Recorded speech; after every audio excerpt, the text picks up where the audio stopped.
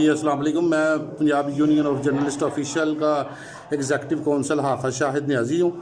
और ये हमारे इलाके में ये बंदा जो है ना यहाँ पे गुब्बारे बेचता था, ठीक है। और बच्चों को आज इसको ना रंगे हाथों मोहल्लेदारों ने उसके बाप ने पकड़ा है, ठीक है। कहाँ के रहने वाले हो भैया आप? मैं घोड़े शाह का। हाँ, घोड़े शाह का। पीछे कहाँ से बिलोंग करते हो, कहाँ पे रहते हो, पीछे कौन सी जगह पे रहते हो?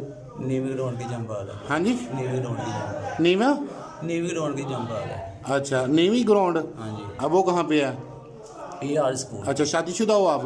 मैं कुंवारा हूँ। क्या नाम तुम्हारा? मेरा नाम खालिद है। हाँ जी, खालिद है। खालिद है। ये देखें जी, कितने बच्चे अब तक उठा चुके हो आप? सही बयान देना। आप कितने बच्चे उठा चुके हो अब तक? 5। हाँ, 5 बच्चे। अच्छा, तो मुझे ये बताओ, ये 5 बच्चे कहाँ पे बेचे हैं फिर आपने? मैंने कहाँ बेचे हैं? हाँ। मोटरसाइकिल वाले आते हैं लेके चले। वो कौन है? वो आपके गुरुओं का गुसरगुना होगा ना, जिसको आप बच्चे बेचते हो, ऐसे ही है ना?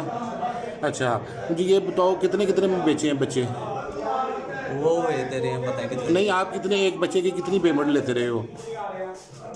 5000। 5000 रुपया। देखें जी, ये दरिंदा जो है ये 5000 में किसी का लखते जिगर, ठीक है, जिसको एक छोटे से बच्चे को बंदा पाल के, तो मेरे कहने का मकसद है उसको बड़ा करता है, उसके ऊपर अपना खून पसीना सारी ज़िंदगी उस बच्चे के लिए वक़्फ़ करता है। और ये वो दरिंदा है जो बच्चों को उठा के 5,000 में फुरख्त करता है। हाँ, ये देखें। अच्छा, नाम क्या था तुम्हारा? मेरा नाम खालिद है। तुम गुब्बारे बेचते हो?